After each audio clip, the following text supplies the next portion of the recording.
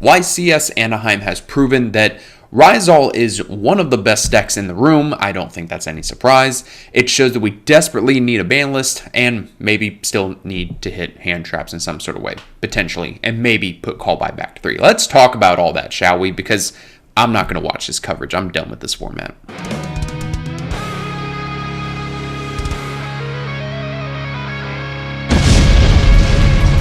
Hello, ladies and gentlemen, it is your host with the most, Avery LR32 here, and I want you to smash the ever-living boo-boo brown stain off that like and subscribe button as we climb even higher the 1500 ladder and maybe drink some more Crown Royal and Pepsi along the way. I already have 2 drinks in me. We're feeling pretty good. Let's go ahead and talk about the results of YCS Irrelevant Anaheim. So, 1,430 people showed up. I actually saw that from a player I think I've actually played against in regionals and stuff on Facebook. I can't remember his name off the top of my head, but it is what it is. The guy made day 2, whoever he was. He said it was 1,430 people. Some people in his comments section were saying that that's pretty small for a California-based event, which is funny because I talked about how there was only 900 people at a YCS that was in Sacramento. We made a video on that. There was only 900 people near the end of last format. So I don't know. I think 1,430 people, it's obviously a bigger number than, okay, I'm past the 1 minute mark. It's obviously bigger than fucking 900.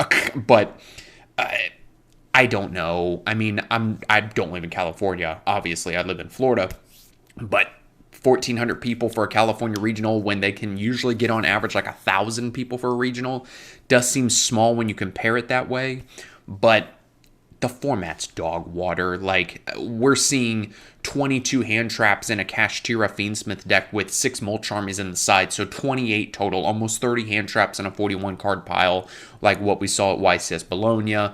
And who gives a shit? Honestly, more than anything, I want to talk about the impact of Rizal because in the top 16, I think it was like a total of over 10, like over 50% representation of Rizal. But what was interesting was that we had regular Rizal builds, but then we had players on Fiendsmith Rizal, which was really interesting because if I remember correctly from the Rizal cards that I've read, they only lock you into like rank 4s and stuff once you start using their effects. So you can kind of insulate yourself from Nibiru if you do things like, starting off with the Engraver, you make the Wave High King, and then you can, use one of your level 4 Rizals to start extending in a duo drive and set up a detonator or 2, maybe even a Rafflesia if players are on that engine, and then you can go from there.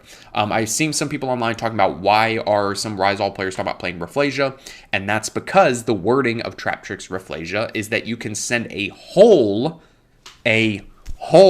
Master Ball hole, I guess. We haven't busted out the Master Ball or the Ultra Ball in a while. I don't even know what I'm saying. But you can send a whole normal trap from your deck to the graveyard to gain that effect. So the Rizal trap, I think it's called Rizal Hole Thruster in the OCG, and obviously probably has a different TCG name, but it's still considered a whole normal trap. So you can use Rafflesia to dump the Rizal Hole Thruster trap thing and get its effect, and then in that same chain, you can chain its engrave effect and banish it for cost and then do shenanigans that way. Very interesting. I read one feature match where the player, I think, ended on like double Detonator, which is really good because the popping of Detonator is not once per turn. So if you activate, say, Sangan Summoning, then Detonator can use this effect to pop the Sangan Summoning, and then you try and use another card effect and the Detonator can pop it again. And so it's really good in that regard. It doesn't really surprise me that we saw a lot of representation with this. A lot less Azamina, Snake Eye, Fire King, Fiendsmith variants, especially like even in top 8. What I'm seeing right now is that there aren't any Azamina Snake Eye variants in the top 8.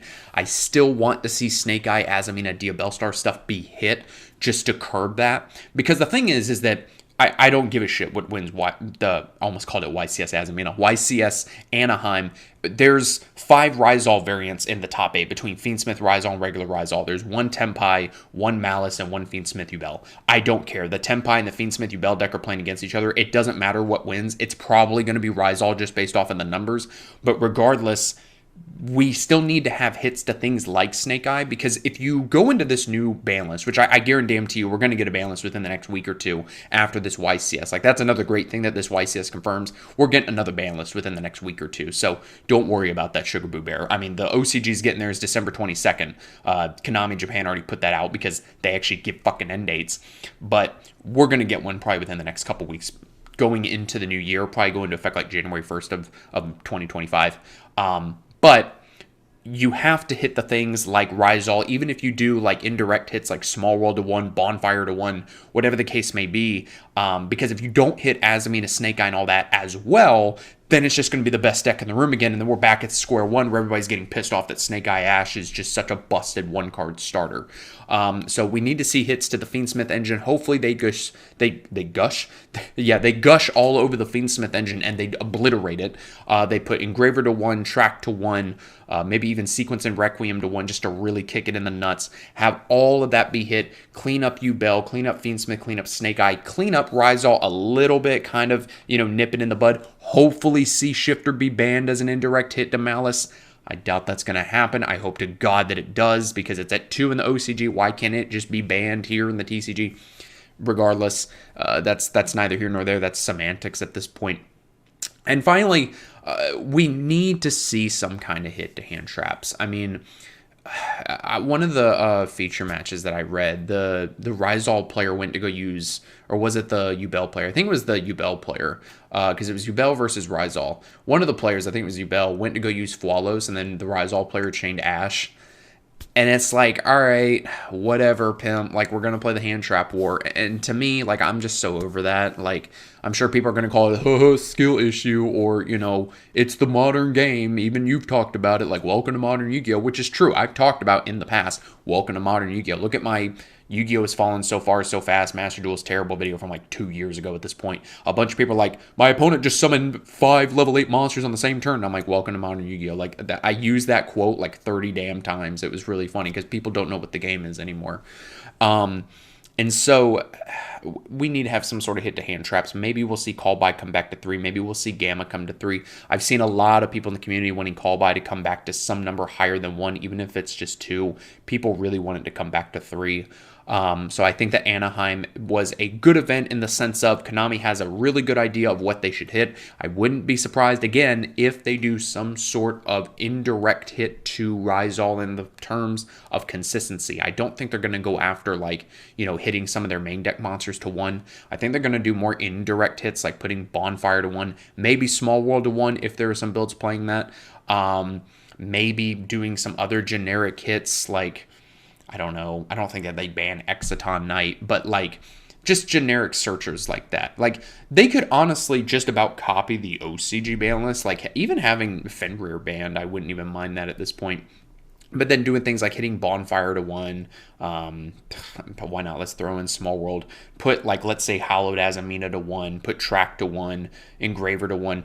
Doing all of these things, I think, is really going to clean up the meta for next format going into the new year. Because I really just feel like at the end of the day, people are tired of seeing Fiendsmith. People are tired of seeing the same decks that have been good, Jesus, for 6-7 months now, if not longer. Like, it's been a while. And what's weird is that the format overall is really diverse. Like, the amount of decks that you could play and technically see success with, whether it's Ritual Beast, Memento, Melodious to a degree, Exodia, which we saw, I think, won a regional or something. It topped a remote duel YCS, but then the guy got DQ'd because he lost his connection. I think the remote duel YCSs are liquid ass with big old chunks inside. I've talked about that before, but I digress. It at least did well. Exodia, Ritual Beast, Memento, Azamina, Snake Eye, Fire King, Blue Eyes once we get Supreme Darkness because the Primite cards plus the structure deck, which is like you're going to have a lot of options. So we just need to clean these things up. I think that the format's going to be a lot better, and maybe you're watching this after YCS Anaheim is done, and you can look in the comments to see what won, or you can leave a comment and let me know what won, because I don't give a rat's ass what happens at this event.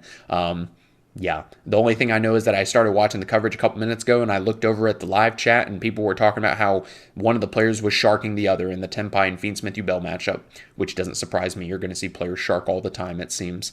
And I'm not going to comment in the live chat, because when I tried that for Bologna, they timed my ass out when all I said was, did one of the players in the fucking feature match get DQ'd?